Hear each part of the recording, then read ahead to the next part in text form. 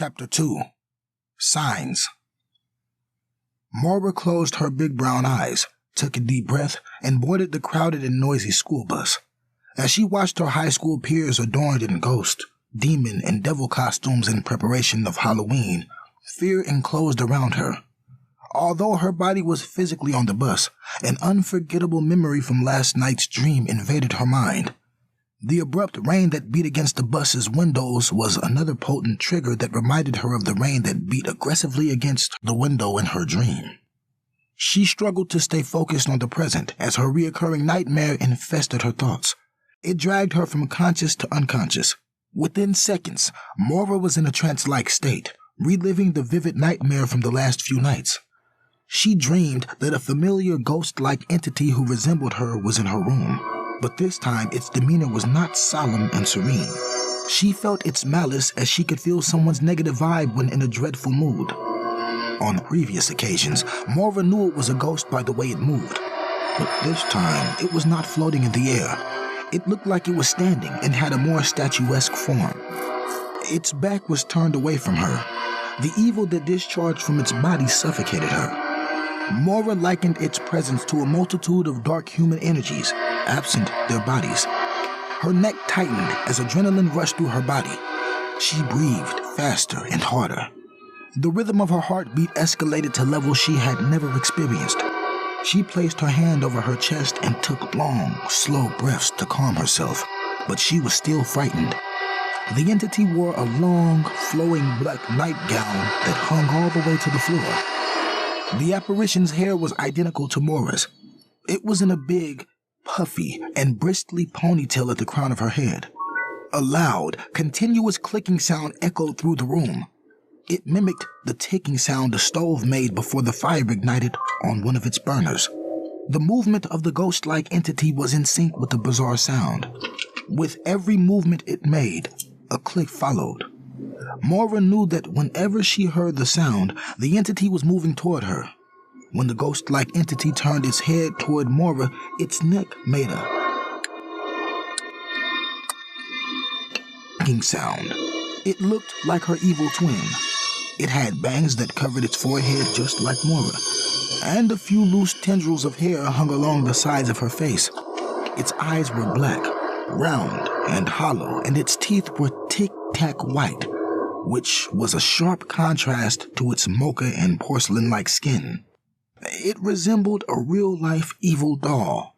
Its movements were sporadic and stutter-like. Its face was only visible because of the streetlight that shone through Moira's window. It stood in the corner by the unopened window. Yet, somehow a sharp chill swept through the room, which caused the spirit's gown to rise and fall, as if it was doing so independently and of its own volition. She lifted her small, wrinkled right hand and placed her index finger against her crusted black lips. The sound it made was like sandpaper rubbing against wood. She stroked her finger in an up and down motion against her lips, and black dust particles fell from them like sawdust to the floor. Moira stared at the ghost-like entity with the apprehensive expression, unsure of the message she was seeking to communicate. At first, the demented ghost-like figure stood in the back corner of her room between her big bay window and her mahogany dresser. But every night in her dream, it would move a few feet closer. With every step, its presence grew stronger, and the clicking sound became louder and more pronounced with every movement. Moira closed her eyes, covered her ears, and wished that it would go away. Moira turned her head to the bedroom door and wondered if she could outrun it. She pulled the covers off of her body and slid her left leg out of the bed, while keeping a close watch on the entity. It was moving closer, but ever so slowly. As she put her first foot on the floor, the apparition took its indexed finger from off its lips and moved her finger from left to right like a mother would to her naughty daughter. Moira ignored the warning and dashed for the door. As she ran, a tingling sensation crept down from her knee until it reached her feet. It was as if her legs had fallen asleep. She fell to her knees, and her left cheek collided hard against the hardwood floor. A single tear escaped her eye, and the cold, rough breaths from the apparition-like entity blew on the back of her neck. Every time Moira stood up, she fell to the ground, her legs still asleep. As she reached for the doorknob, she felt a strong tug on her nightgown. She opened her mouth to scream, but just as she did, a frigid hand wrapped itself around the base of her throat. Its fingers lengthened and circled around her neck until it reached her mouth and muted her sound. The entity picked up Moira and threw her down on her bed. Moira closed her eyes, afraid of its appearance. She tried to scream, but the harder she tried, the more forceful the phantom's hands pushed against her face. The arctic chill of its breath against her face gave her shivers. It floated above her bed, its body directly parallel with Moira's. The apparition-like entity kept one hand wrapped tightly against Moira's throat and used the other to signal her to be silent. Its hand pushing firmly against her throat, she prayed that it would release her and hoped that the oily residue would not continue to drip on her skin. Every drop felt like freezing water. The scent she emitted was no longer of black tar. It now smelled of decayed flesh. It was so foul she thought she would vomit. The apparition released a loud sound. Shh, it uttered. The sound was so disturbing, it caused Moira to open her eyes. Moira's fear paralyzed her. She attempted to move, but no matter how hard she tried, she could not move her body. The apparition's grip tightened against her throat. She tried to move her feet, then her legs. She had no control. It was like a waking version of sleep paralysis, the worst she had ever experienced. Out of the corner of her eye, she saw shadows of someone's footsteps from underneath the crack of the door. The ghost-like figure turned its head toward the door.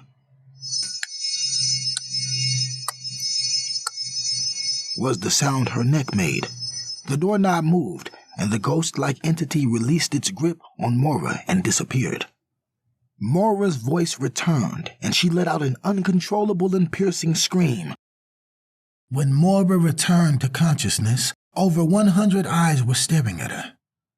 Did I just scream like a lunatic while riding the bus? Moira scanned the bus in search of a single seat. She preferred sitting alone. She noticed an empty one in the back. She held her head low to avoid eye contact, threw the hood of her purple peacoat over her head and hurried toward the empty seat. Curious eyes watched her as she made her way down the aisle of the congested school bus. Normally, she preferred her own scent and despised the stench of musty boys who smelled of wet dogs and cheerleaders who wore too much perfume. But it was a pleasant distraction from the dreadful smell of her nightmares. It had been years since she had taken a bus, and now she knew why.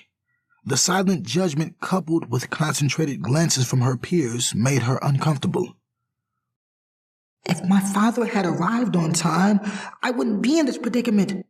She contemplated walking home, but knew that her hair and makeup would not survive the onslaught of rain that speedily fell on the roof of the school bus. She gripped her backpack with both hands, held her breath, and continued down the bus aisle. One student threw his backpack in the empty seat next to him, which resulted in laughter from a few of the surrounding students. Find another seat, dark and bugly, he replied. Moira stopped and glanced at him as he turned his attention to the game he was playing on his phone. She thought about grabbing his phone and throwing it out of the bus window, then imagined grabbing his golden ponytail, wrapping it around her small mocha fingers, and pulling it so hard that he fell out of his seat. Instead, she focused on the words of her psychiatrist. Feel the anger, but don't act on it. Moira took a deep breath, let the anger pass, and continued toward her intended destination. The double seat all the way in the back was empty. She hurried to grab it before someone else would. Once she reached her desired seat, she plopped down on the hard-cushioned seat, placed her backpack on the floor in front of her, and peered down the aisle to see if her peers were watching. They were not. They had their heads glued to their mobile devices and tablets. Moira sighed in relief and reached into her backpack for her earbuds. She smiled when her fingers touched the square case that contained them. These two little devices were her sanctuary. They provided her refuge in a time of trouble. She placed her earbuds in her ears and listened to her favorite classic solemn R&B jam, Borderline, by Brandy. Its smooth bass line and intricate strings provided just the right amount of tranquility she needed. She closed her eyes and listened as the drumming of the raindrops moved in sync with the bass of the song. Her wish had come true. She had her own seat and was uninterrupted. Maura placed her head against the window and put her feet on the empty cushion beside her, cautious not to mess up her hair or smear her makeup. Her cell phone buzzed in her pocket, and she froze. She had a sound inkling of who it was because she always got a notification on her cell phone after a nightmare or ghost sighting. Maura ignored it, but it kept vibrating. She powered it off and put it back in her pocket. It's just a coincidence, she thought. Maura was overjoyed when the bus driver closed his door and the bus moved. It relieved her because the longer he stayed, the greater probability she would have to share her seat. Maura contemplated checking the text message just in case it was her father calling to say he was in the parking lot, but had a powerful feeling in the pit of her stomach that it was another warning telling her to be quiet. She ignored it and put her attention on her music. She raised the volume of her music to its peak. Its loudness kept her mind focused on the present. She noticed that when she gave her attention to things she enjoyed, the dreams appeared to be less powerful and the thoughts surrounding them less frequent.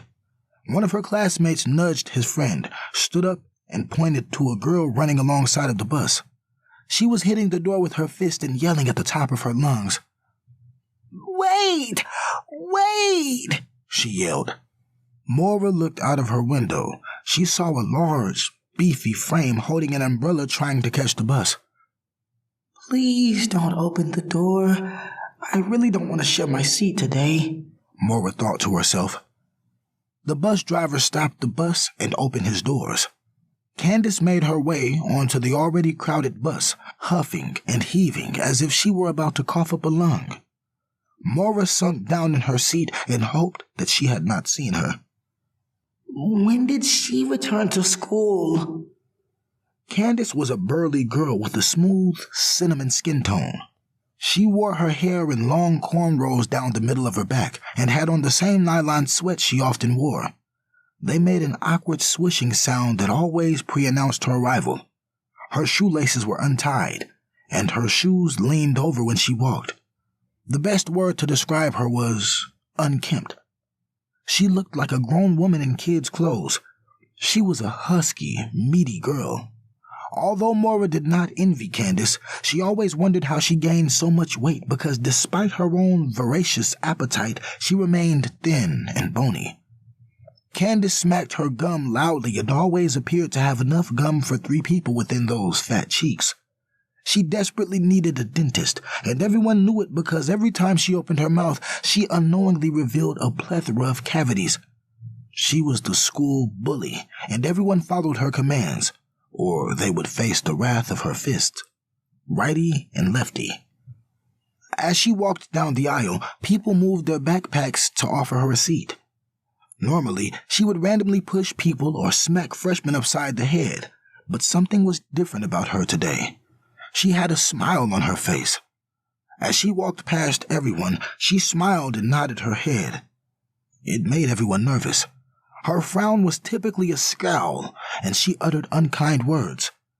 This fresh behavior change was strange and sparked curiosity among the students.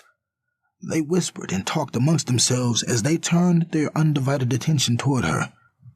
Candace arrived at the back seat where Maura sat and waited for her to speak. She looked down at Maura with her feet in both seats and her head against the window. She pondered her words before speaking. Billy moved his blonde locks from his face and turned around in his seat to get a better look at Candace. "This is about to get interesting," he whispered to the girl sitting next to him.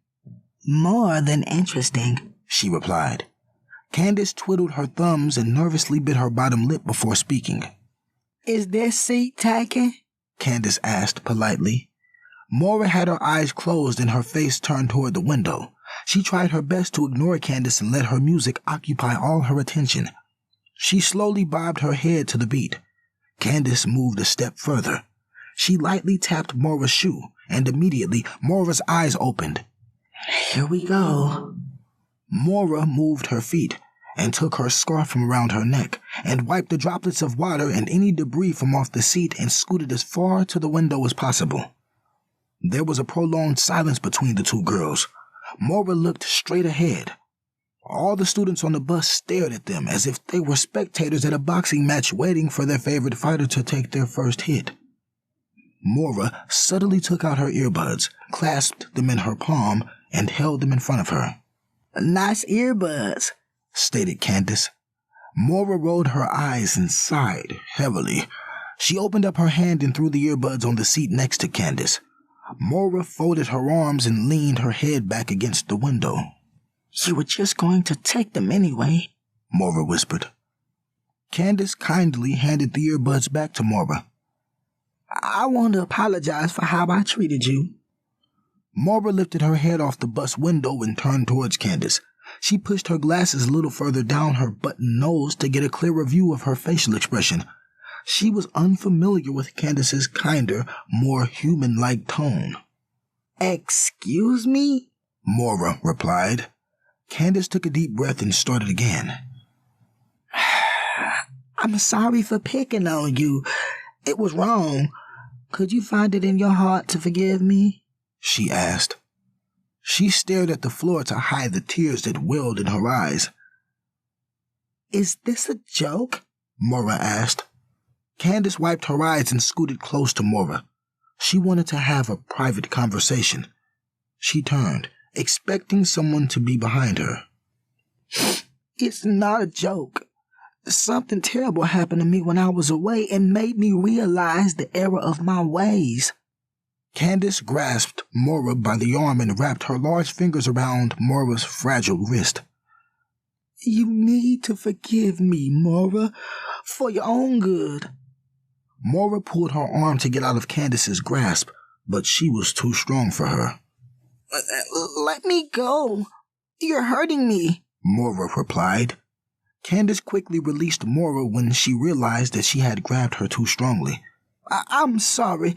I didn't mean to hurt you." Moira snatched her backpack from off the ground and stood up. "You meant to hurt me because you're a bully. I'm tired of you putting your hands on me and stealing my things," Moira yelled. "I really didn't mean it this time. I'm trying to protect you," Candace replied. "Protect me? The only person I need protection from is you. Now move over and let me out," Moira demanded. More students on the bus turned around in their seats to watch the heated argument between Moira and Candace. Most of them had heard rumors about brave students standing up to Candace, but had never seen someone talk back, let alone yell at Candace in person. Candace inched closer toward Moira before uttering her next words. "If you don't forgive me, dreadful things will happen to you," Candace whispered softly. "What are you gonna do? Eat me?" Moira taunted. The once quiet bus burst into extreme laughter. Candace's smile faded. Her cinnamon cheeks were now scarlet red. She squinted her eyes, clenched her fist, and bit her bottom lip. The last person who had spoken to Candace in that tone, Jimmy Dalton, was beat up so badly he was hospitalized. Candace closed her eyes and breathed slow breaths. They watched as her enormous chest rose and fell with each inhale and exhale. The students' eyes widened as they whispered amongst themselves. They speculated on how Candace would beat Moira this time. Then something unexpected happened. Candace unclenched her fist, and in a soft tone she repeated the mantra. "I love everyone, and everyone loves me." Candace continued her positive affirmations until her mood shifted. She opened her eyes and stared at Moira for a few seconds and pondered how she would proceed. Moira's behavior conflicted her. On one hand, she did not want Moira to win the argument and risk being humiliated in front of her peers. But she knew that if she acted as she previously had, there would be consequences. Dire ones. Candace moved out of the way and let her leave. Moira put her earbuds in her pocket and walked away. The students were astonished that Candace let Moira talk back, and disappointed there would be no physical exchange of fists. Moira was pleased that she had stood up for herself. She walked down the bus aisle with her head held high and her back straight. When she reached the front of the bus, she tapped the bus driver on the shoulder. "Could you open the door now?" Moira asked. "Are you sure you want to walk in this weather?" the bus driver replied. It beats sitting on the bus with her, and I'm only a couple 100 feet from school, Maura replied.